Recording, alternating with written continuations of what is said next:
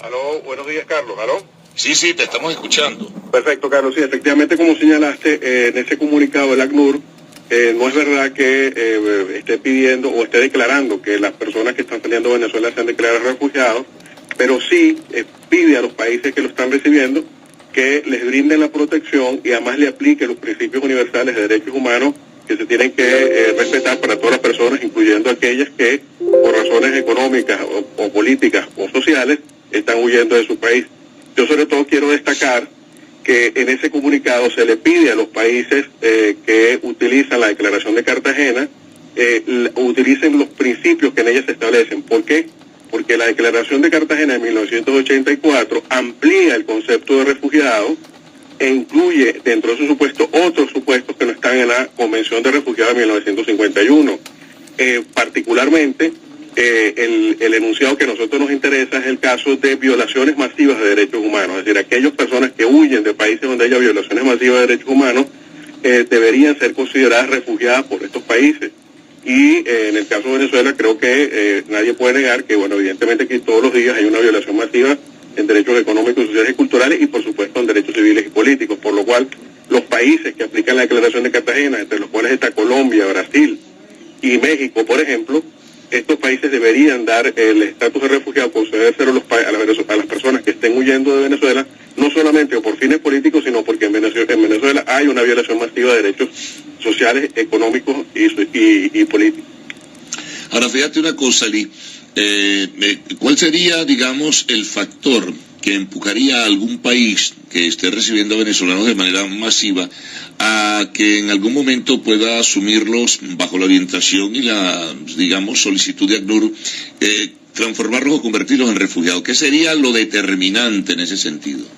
Sí, básicamente, de acuerdo con el convenio de 1951, una persona que tenga fundados indicios por los cuales pueda pensar que su vida está en peligro por razones de persecución política, social o racial, ella puede pedir el asilo, pedir el refugio. En este caso, adicionalmente, si estamos hablando de los países de América Latina, se puede pedir el asilo territorial en los países de acogida, o también se puede pedir la aplicación, que es lo que estaba comentando ahorita, de la Declaración de Cartagena, de la cual 15 países de América Latina lo aplican, fundado en estas razones que les estoy comentando. Es decir, no hace falta, porque el tema es que con la Convención de 1951, cada persona individualmente tendría que probar que es perseguida por razones de tipo político, racial o social.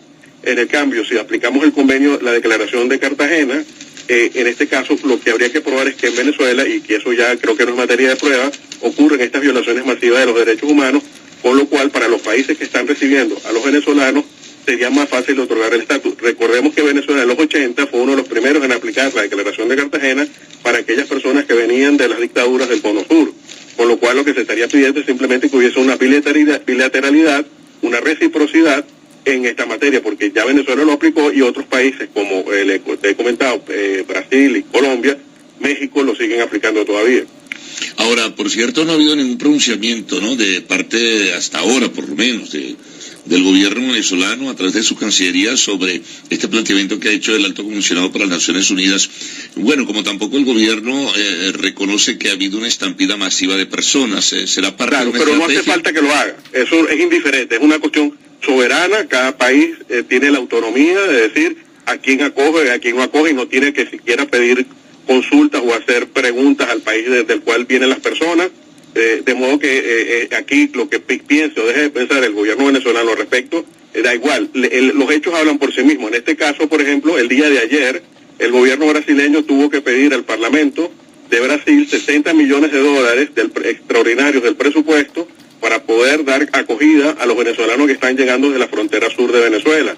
En consecuencia, los países, no es que ya me parece o no me parece que a los venezolanos les podemos dar o no refugio, es que ya los venezolanos están ahí y están generando una serie de situaciones que los países tienen que afrontar, les parezca o no, y en este caso es mucho más fácil que se le dé el estatus de refugiado, porque eso permite que las personas tengan permisos de trabajo y puedan asimilarse con mayor facilidad al país que llegan. Es decir, no es un tema solamente de los derechos, que además es lo más importante en este caso, sino porque además facilita la integración de los refugiados al país de acogida.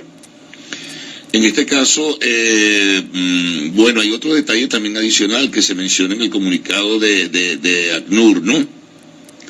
Como es el de que se han presentado episodios, de ello ha habido reseña allí en medios de comunicación social y también en... Aló, Carlos, no te escucho bien, disculpa. Sí, hay aquí un problemita que tenemos para que me escuchas ahora mejor.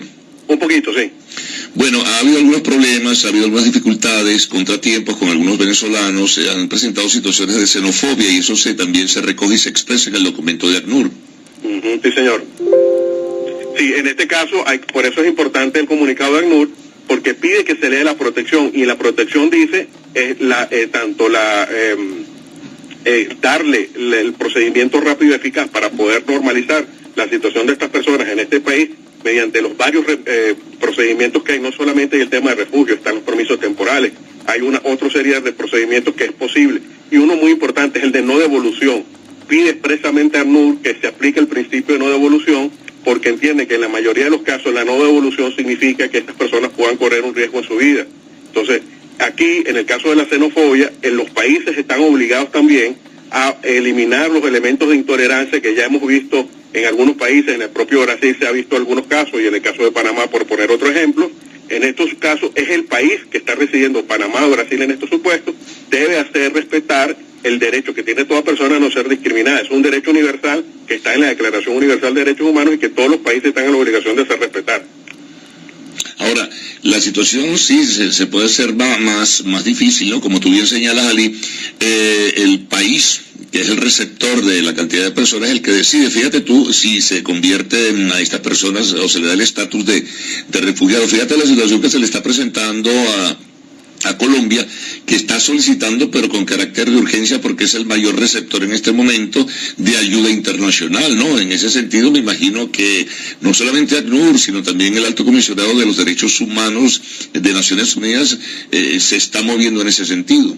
Es decir, ahí uno se da cuenta cómo la crisis humanitaria, la emergencia humanitaria que está viviendo Venezuela, es una realidad. Es decir, la gente no se está yendo a hacer turismo, la gente se está yendo necesitada, obligada, porque no tiene medios para sustentarse aquí en el país, porque no tiene maneras de alimentar a su familia. Entonces, ahí uno se da cuenta que si las emergencias humanitarias no se arreglan en Venezuela, los que van a pagar las consecuencias no somos nosotros los venezolanos, que ya la estamos pagando, sino además los países vecinos que están recibiendo estas cantidades ingentes, y que por eso el ACNUR ahora está levantando la voz diciendo hay una situación grave en las fronteras de los países cercanos a Venezuela y no tan cercanos también, de venezolanos que están huyendo de una situación que es insoportable. Por lo cual, esto debería ser un galvanizante para la comunidad de América Latina, sobre todo, que diga, oye, hay que hacer algo por Venezuela para que se elimine esta situación de emergencia humanitaria, y como todos sabemos, la situación pasa por un arreglo de la situación política. Pero mientras los países de América Latina no se unan, como hasta ahora no ha ocurrido, que no se han unido para pedirle al gobierno venezolano que tome medidas que puedan solventar la grave situación y abrir un corredor humanitario para seguir evitando que personas mueran por enfermedades que no están siendo tratadas aquí, no vamos a poder hacer nada. La situación está siendo sobrepasada a los países que están en este momento recibiendo refugiados venezolanos. Bueno, Ali, muchísimas gracias por haber compartido estas inquietudes y también haber expresado detalles que nos permiten clarificar un poco más la situación sobre este tema. Saludos, hasta una próxima oportunidad. Okay.